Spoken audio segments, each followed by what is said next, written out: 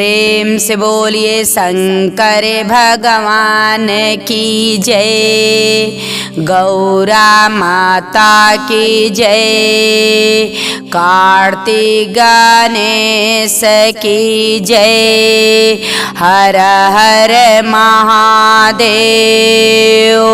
तो बहुत सुंदर शिव चर्चा के कथा आप सबके गुरु बहिन सुनावतनी। हमरे कथा के आप सब सुनी कि एगो लड़की वाली उ लड़की कैसे सुग्गा से शादी कर ले वाली। तो आप सब हमरे कथा के सुनी।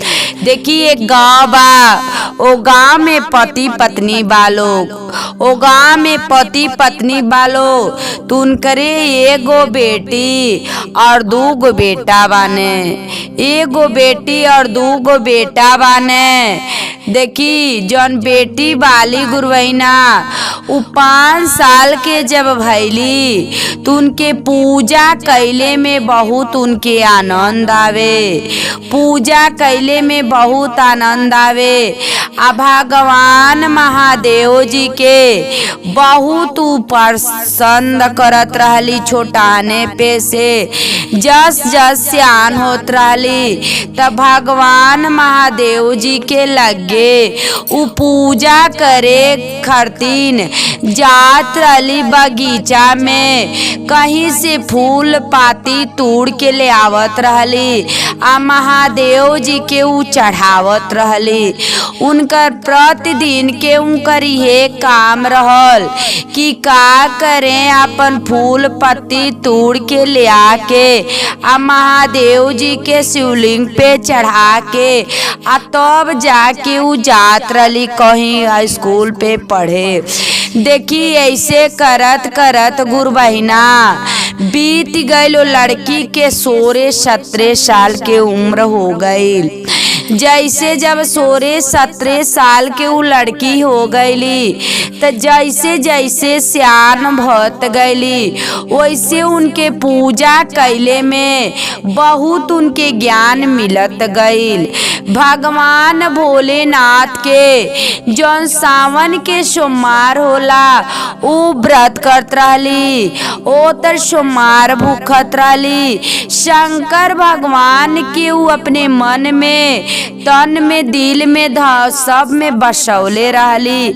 उनकर माई बाप कितनो कहे लोग, अरे तू सियान हो गलू, इतना दूर दूर से जातलू फूल पत्ती तूर के ले आके चढ़ावतलू। केहू का कहत हो कि अपने बेटी के छोड़ देले बाटी। कहली कि ना, हम बिना पूजा कैले आ बिना फूल धतूर जौन बा तुड़ले आ उनके चढ़ौले हम भोजन ना करम। देखी गुरु बहिना अपने माई दादा से कहली, माई बाप कहने जाए द जबले बाली तबले पूजा पाठ करतली त करे द। एक दिन ते शादी होकर देवल जाई तो अपने चली जाइए अपने ससुराल, तब वहाँ कैसे ही फूल पत्ती तोड़ के ले आके महादेव जी की चढ़ाइए। देखिए वो लड़की के माई बाप ही कहतने। एक दिन लड़की जब बगीचा में फूल तुड़े गईली तो जो सुग्गा होने तोता उड़ के आके उनके कंधा पे बैठ गईल। आ जब उनके कंधा पे वो सुग्गा बैठ गईल तो भगौली उहेसी हाथ से कैली, लेकिन वो सुग्गा उनके कंधा से भागत नाय रहल। अब देखी लगली वही जा वो सुग्गा के सोहरावे। अब सुग्गा के हाथ पे लेके आ ओके खूब बढ़िया से ओके खिलावतली। जब उड़ावली तो सुग्गा तब्बो आके उनके कंधा पे बैठ जाता वो लड़की के। आ जब वो लड़की घरे आवतली तो साथ में सुग्गा आवतटे। देखी सुग्गा आवतटे, लड़की कहली कि काहे सुग्गा हमरे साथे ही आवतने। लेकिन देखी वो लड़की ले आके घरे वो सुग्गा के बहुत अच्छा से ओकर सेवा सत्कार करे लगली। जब पूजा करे जात रहली तो साथ में वो सुग्गा भी जात रहने भगवान महादेव जी के लगे। जब उ सुग्गा देखत रहने कि हाँ उ सुग्गा देखत रहने ई इतना बढ़िया प्रेम से महादेव जी के पूजा करतली आ इतना सुंदर से इतना सुंदर वाली वो अच्छा से वो लड़की के अपने नजर से उ सुग्गा देखत रहने। पूजा क के उ लड़की आवत रहली तब वो सुग्गा साथ में घरे आवत रहने।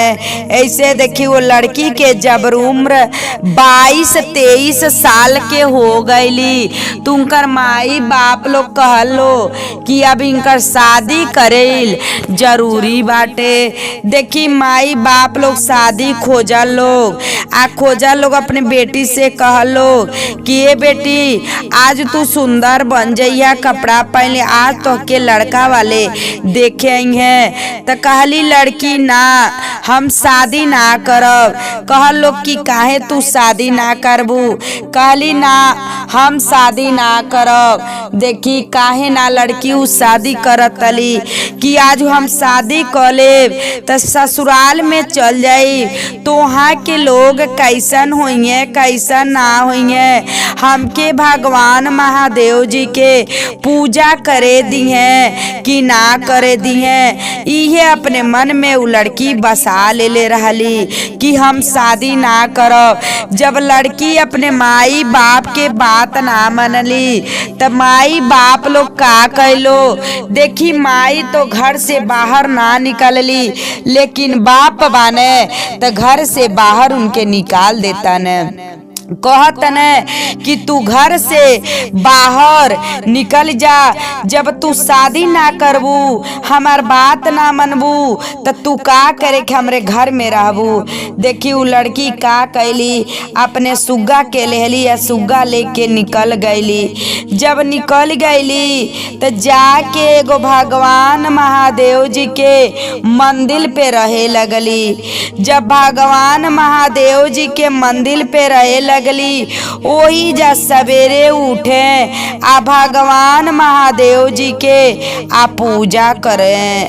देखी सुग्गा तो सब देखत न आ सुग्गा अब का करत न। जब लड़की जब कोनो काम धाम करत रहे कुछ भी तब वो सुग्गा भगवान के लगे उजा आ ये का कहे भोलेनाथ से ये कहे कि बताई कि हम तो एगो पक्षी है और लड़की है उ इंसान है आपन जीवन हमरे पे सौंप देले वाली। अब बताई हम कैसे का करे। कहने देखी महादेव जी लड़की का कैली ओ सुग्गा से कहली कि वो तर हमके तो सब केहू कही कि अरे ई तो कुआर बाटे ई तो घूमत अली ऐसी वैसी 10 लोग 10 बात।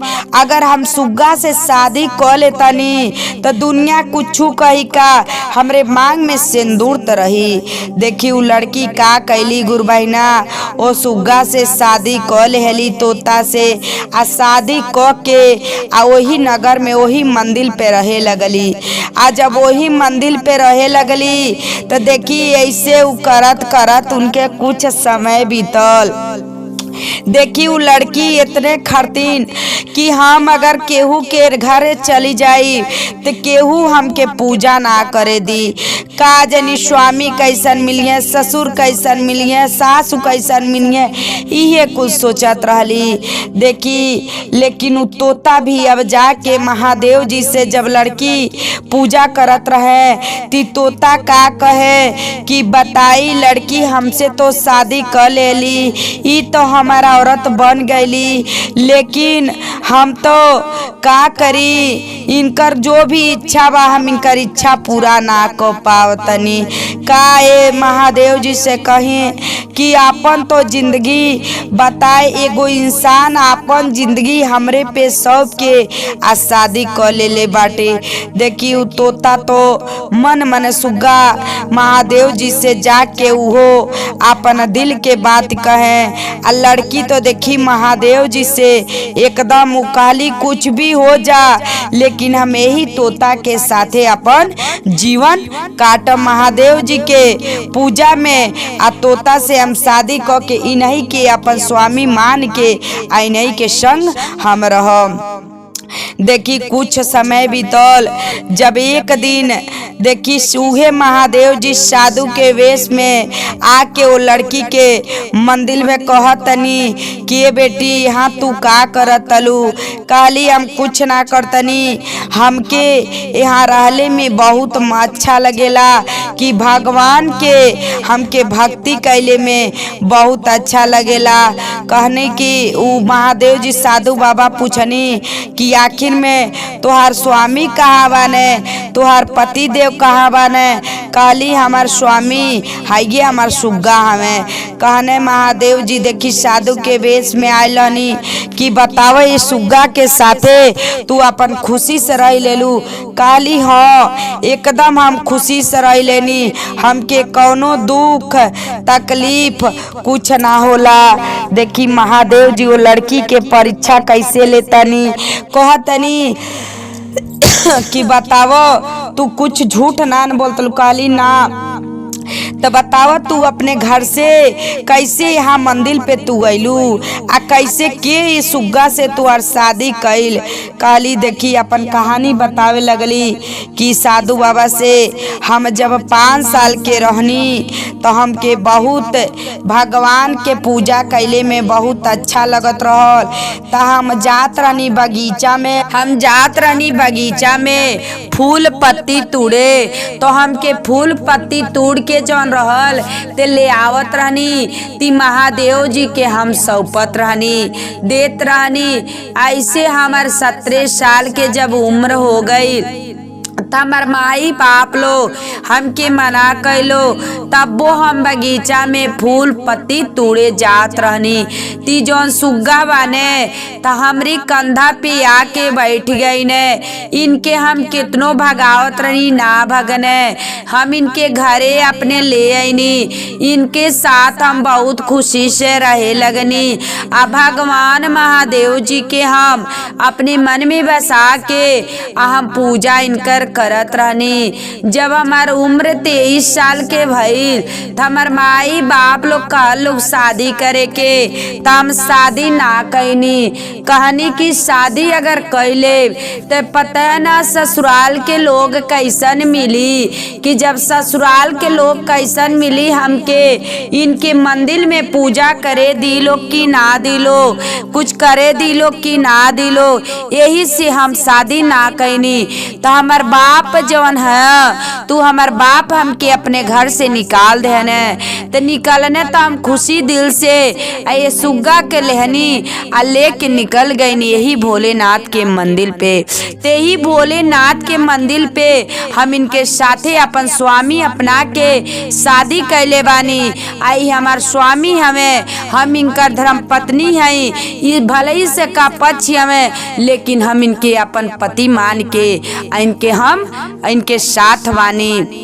कहने तू खुशी से ये सुग्गा के साथे तू रह लेलू। कहली हाँ। कहने ठीक बाटे, चला ऐसे तो इतना बात इते पूछ के आ साधु बाबा तो चल गईनी। फिर देखी 2-4 दिन बीतल बा गुरु बहिना। जब 2-4 दिन बीतल बा तो महादेव जी अब ये सोचा तनी अरे दुनिया के लोग ते का कहत होई, बेचारी जब हमरे पूजा खरतीन एगो सुग्गा से शादी क लेहली इतना भला के बाटे कि बताओ ये सुग्गा के साथे इनकर इच्छा ना पूरा करतने, तब भी अपने सुग्गा के साथे इतना प्रसन्न से आई बाली हमरे मंदिर में। देखी महादेव जी फिर साधु के वेश में आके कहनी कि ये बेटी तू यहाँ का करतलू, कि अभी भी का तुहार घर दुआर ना बा। कहने कि ना हमार घर दुआर, कहली ना हमार घर दुआर ना बाटे। देखी कुछ दूरी पे वही जा महादेव जी अपने आँख से नजर से एक बहुत सुंदर महल बना देहनी।